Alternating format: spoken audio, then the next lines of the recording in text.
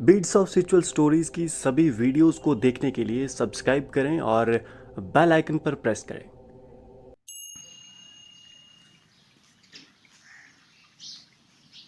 नमस्कार, beats of spiritual stories में आप सभी का स्वागत है। मैं हूं विक्रम सिंह ठाकुर और आज हम श्रीमद् भागवत गीता के अध्याय 3 के श्लोक 27 से श्लोक 31 तक को आपके सामने प्रस्तुत करेंगे। अध्याय 3 के श्लोक 27 में भगवान श्री कृष्ण कहते हैं, वास्तव में सारे कार्य प्रकृति के नियम और गुणों के परिवर्तन के द्वारा किए जाते हैं, लेकिन अहंकार और अज्ञानतावश मनुष्य मैं करता हूं ऐसा मानता है। श्लोक 28 में भगवान श्री कृष्ण कहते हैं, हे महाभाव, जो ज्ञानी तत्वविद होते हैं वे गुणों और कर्म के रहस्य को जानते हैं कि सात्विक, राजसिक और तामसिक गुणों के बदलाव से संपूर्ण भौतिक कार्य संपन्न होते हैं। इस सत्य को जानकर इनमें भौतिक परिवर्तनों में असत्य नहीं होते और इस कर्म करने का अहंकार नहीं रखते, अर्थात कर्ता होने का अहंकार नहीं रखते। श्लोक 27 और 28 में भगवान ने भौतिक जगत और कर्म के रहस्य का वर्णन किया है। भगवान ने यह स्पष्ट किया कि इस सृष्टि में सारे कार्य ईश्वर द्वारा बनाए हुए प्राकृतिक नियमों और प्रकृति में स्थित 3 गुणों के परिवर्तन के द्वारा संपन्न होते हैं। हमें यह ध्यान रखना चाहिए कि मनुष्य और दूसरे जीवों के सभी अंग, मस्तिष्क और यहाँ तक कि आंतरिक चेतना भी इस प्राकृतिक शरीर का भाग है और शरीर स्वयं इस प्रकृति का एक छोटा सा हिस्सा है। शरीर द्वारा किया गया कोई भी कार्य वास्तव में प्राकृतिक नियमों और उसके अंतर्गत जैविक रासायनिक परिवर्तनों के फलस्वरूप है। खाना, सोना, उत्सर्जन और यहाँ तक कि सोचना सभी प्राकृतिक क्रियाएं हैं। ऐसे में किसी मनुष्य द्वारा ये मानना कि मैं ये करता हूँ, वे करता है और कुछ भी नहीं बल्कि अज्ञानता और अहंकार के कारण है।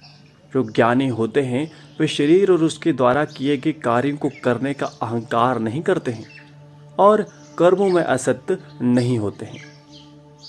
अब अध्याय 3 के श्लोक 29 में भगवान श्री कृष्ण कहते हैं, प्रकृति के गुणों सत्व, रजस और तमस से वशीभूत अल्पज्ञ मनुष्य सांसारिक कर्मों में असत्य होते हैं। ज्ञानियों को चाहिए कि ऐसे मनुष्य जो किसी कारण ज्ञान को नहीं जान पाते, दोष देकर विचलित ना करें। इस श्लोक में पुनः भगवान ने ज्ञानियों के लिए ज्ञान और सामाजिक व्यवहारिता में सामंजस्य बनाने का निर्देश दिया है।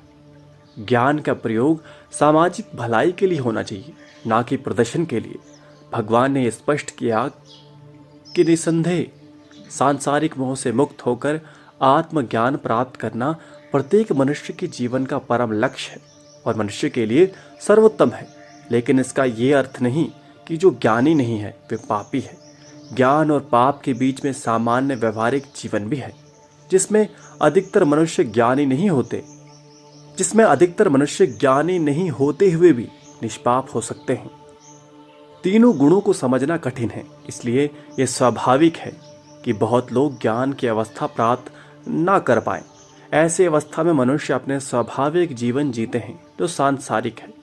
ज्ञानी नहीं होना एक कमी अवश्य है, लेकिन पाप नहीं है। ऐसे मनुष्य दोषी नहीं है। ज्ञानियों को चाहिए कि वे बेवजह अपने ज्ञान का प्रदर्शन ऐसे साधारण मनुष्यों पर ना करें, क्योंकि इससे एक साधारण निर्दोष मनुष्य विचलित हो सकता है, हीन भावना से ग्रसित हो सकता है। इस प्रकार के ज्ञानी जो सामान्य लोगों को दोषी घोषित करते हैं, वे समाज का भला नहीं बल्कि हानि कर देते हैं। ज्ञानियों को समय और स्थान देकर समाज और मनुष्यता की भलाई के लिए ज्ञान का प्रयोग करना चाहिए, ना कि प्रदर्शन के लिए। अध्याय 3 के श्लोक 30 में भगवान श्री कृष्ण कहते हैं, इसलिए अपने सभी कर्मों को मुझ में अर्पित कर दो और अपने मन को मुझ में स्थित करके असत्य रहित, मोह रहित और संताप, शोभ या दुख रहित होकर युद्ध करो। अध्याय 3 के श्लोक 31 में भगवान श्री कृष्ण कहते हैं, जो मनुष्य संशय त्याग कर श्रद्धा पूर्वक मेरे मत का सदा अनुसरण करते हुए अपने कर्तव्यों का पालन करते हैं, वे कर्मों के बंधन से मुक्त हो जाते हैं। कर्तव्य और कर्म के सारे रहस्य और कर्तव्य का सिद्धांत समझाने के बाद ईश्वर में श्रद्धा का मार्ग बताया। भगवान ने अर्जुन को कहा कि अपने सारे कर्म मुझ पे अर्पित कर दो और मुझ में पूर्ण श्रद्धा रखकर अपने कर्तव्य का पालन मेरी सेवा समझकर करो। इस प्रकार कर्म का फल मेरे अधीन होगा और तुम कर्मों के बंधन से मुक्त हो जाओगे। ये 2 श्लोकों में जो मार्ग बताया गया है वे सर्वसाधारण मनुष्यों के लिए बहुत उपयोगी है। हम में से अधिकतर मनुष्य ऐसे हैं जो आध्यात्म के सिद्धांत को पढ़ नहीं पाते और अगर पढ़ते भी हैं तो समझ नहीं पाते। ऐसे में भगवान श्री कृष्ण ने श्रद्धा का अति सुगम मार्ग बताया। भगवान ने कहा कि एक साधारण मनुष्य सिर्फ इतना ही करे कि मुझ में श्रद्धा रखकर अपने कर्मों को मुझे अर्पित कर दे और ईमानदारी से अपने कर्तव्य का पालन करे तो वे कर्मों के बंधन से मुक्त हो जाता है।